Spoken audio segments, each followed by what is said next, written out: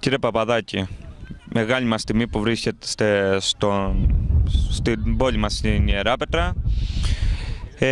Σε γενικές γραμμές είστε ευχαριστημένος για το όλο σκηνικό που έγινε εδώ? Πρώτα απ' όλα είμαι πολύ ευχαριστημένος που βρέθηκα σήμερα εδώ μαζί σας. Ήταν μεγάλη χαρά και τιμή για μένα. Επίσης ήταν αρκετά μεγάλη συμμετοχή των παιδιών και των προπονητών, το οποίο με χαροποίησε ιδιαίτερα. Ήταν τα παιδιά σε αρκετά καλό επίπεδο και αυτό φάνηκε σε διάφορες ασκήσεις που δείξαμε τεχνικής. Αυτό δείχνει ακόμα ότι οι προπονητές των ακαδημίων εδώ πέρα και στην Ιεράπετρα ασχολούνται περισσότερο με το κομμάτι της τεχνικής, το οποίο είναι η ουσία στο να βελτιωθούν ακόμα περισσότερο τα παιδιά. Το βαθύτερο νόημα της επίσκεψής σας ήταν, να πω, και στο πίσω μέρος του μυαλού σας και κάτι σαν σκάουτινγκ? Όχι, δεν κάνουμε σκάουτινγκ. Λίμωνο, απλά είμαστε φίλοι εδώ πέρα με τον Γιάννη Παπαγεωργίου, τον Κώστα Τελετάκη, τον Γιώργο τον Πατεράκη και άλλους προπονητές και κάναμε έτσι μία μάτζοξη και αυτά, να ανταλλάξουμε απόψεις και με βάση αυτό φέραν και κάποια παιδιά από διάφορες ακαδημίες και κάναμε και αυτή την προπόνηση. Δεν είχε να κάνει με σκάουτινγκ, είχε να κάνει με την επίδειξη κάποιων σύνθετων ασκήσεων τεχνικής, τις οποίες θα τις κάνουμε και φέτος πάλι ξανά στην Κρήτη από τη στιγμή που θα γίνει το κάμπ του κ. Γκέραρντ 1η με 5 Ιουλίου εδώ στο Παγκρίτιο.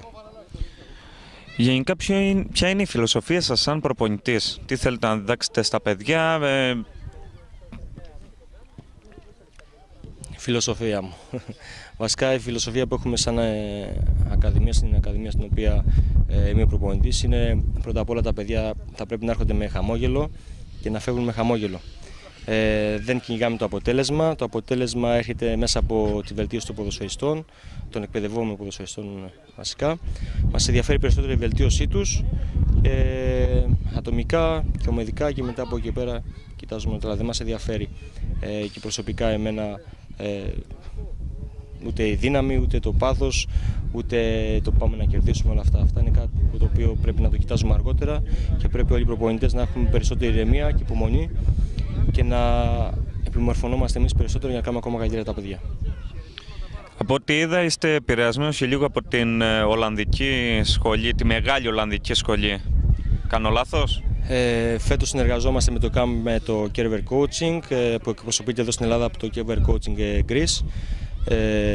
Είναι η μέθοδος τεχνικής νούμερο 1 στον κόσμο, με την οποία ασχολούνται μεγάλοι ευρωπαϊκοί σύλλογοι αλλά και ομοσπονδίες.